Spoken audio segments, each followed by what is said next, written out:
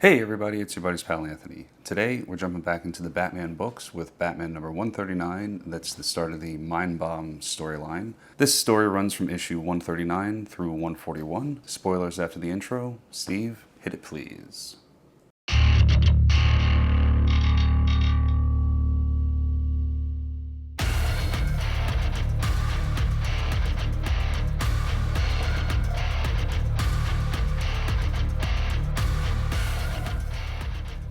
This story picks up following the events of the Gotham War between Batman and Catwoman. Not that you'd really notice it because they don't really focus on anything. The only real kind of tie-in is you see Bruce, he's got a fake mustache and some grayed hair, and he's living in an apartment doing his Batman thing on his own. It's just him, and in his mind, Zur seems to be speaking to him more and more frequently. The Joker is the antagonist of this story, and as he's listening to the scanners, we find out that the Joker is killed again. Batman goes to investigate.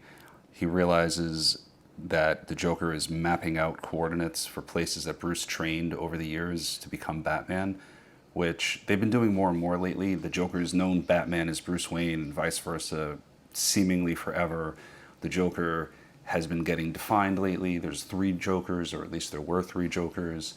And I hate that. I don't like the Joker being defined. I enjoyed the Joker movie, but that's an offset thing. I like the Heath Ledger interpretations better, where he's just this chaotic force fighting against Batman, and I don't need to know everything that I'm about to find out in this book and in the next story. Anyway, we find Joker. He's sitting on a throne with a whole bunch of fake dead bodies at his feet. Seems like him and Batman are going to go at it yet again, but then at the last moment, something weird happens. Batman falls down to his knees, and now we find out that not only does Joker know about Batman and his secrets and whatnot, he really knows everything, like literally everything, because we find out that Joker has met the Zur persona before, and not only that, he wants to fight him now. He wants the real Batman to come out and play. And that's what we have as this issue comes to a close. Bruce is on his knees. He's all of a sudden, I guess we're in his mind. He's just surrounded in darkness. He's trying to regain control. We see the Zur persona confidently strolling past him, not stopping until he's on the surface in control of the body. And while he starts to beat the crap out of the Joker, we go back into the mind, and Bruce is not alone in his own mind. It turns out that, kind of as suspected, they kind of hinted at this at the start of the Gotham War, that Zur wasn't alone in Bruce's mind.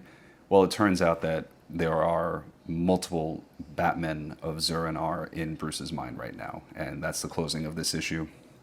Issue 140 resumes. In the real world, Zur and Joker are going at it.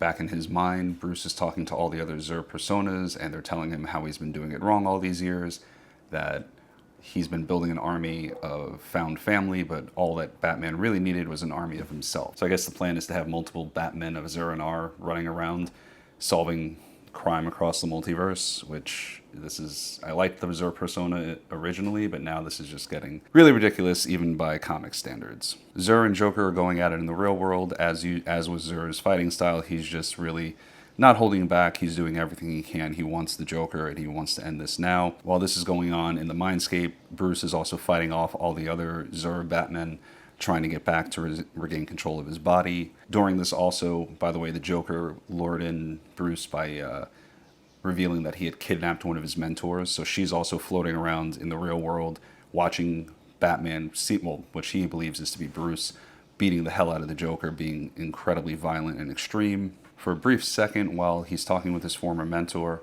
the Zur persona gets suppressed and Bruce comes out for a quick second, but it's not meant to last. He gets drawn back in. Bruce does manage to get the upper hand on the other Zur Batmen by pulling them all into his memory palace and using that to kind of basically Batman the other Batmans. He's attacking from the shadows, picking them off one by one, things like that. I will say he gets a good shot in on the Michael Keaton Zur and R Batman. Bruce quickly says his advantage is that he can turn his head, which was a funny little moment in an otherwise irritating book to read, honestly. Back in the real world, Zur has the Joker. He's beating the crap out of him. He actually does a Bane move and breaks Joker's back across his knee. Bruce manages to successfully fight off all the other Zur personalities, and as issue 140 comes to a close, He's regaining consciousness. You see him lifting up through the darkness of his mind to go back to, as he says, he's resurfacing. He wakes up and the issue ends. Batman is in a seemingly makeshift lab, and off in the corner we see Zur's speech bubbles, the purple text we're used to, but there's something different about the speech bubbles, and it turns out that Zur has uploaded his personality into the failsafe robot. Issue 141 starts, and we have a flashback to Zur in control of Batman's body, but programming failsafe, and failsafe notes that there's something wrong, there's a gap in the new system that has been uploaded. Zur is telling failsafe, no, it's not a mistake, there's another part of the plan. If Batman doesn't go too far, there's another reason for you to exist, and clearly that reason is so that Zur can somehow transplant himself into the body. Really, after this, it comes down to two things happening in this book.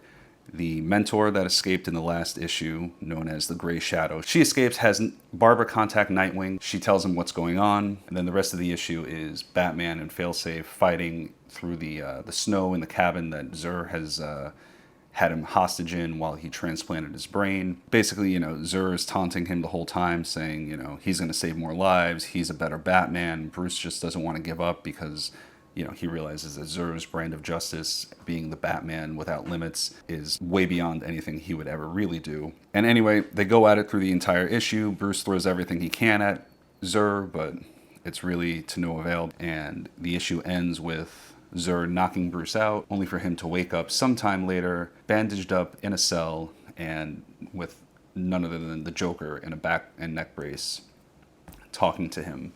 So the two of them are prisoners together of Zur-Anar, and that's how MindBomb ends, that's how this issue ends. I don't know, I think this Zur stuff has gone too far.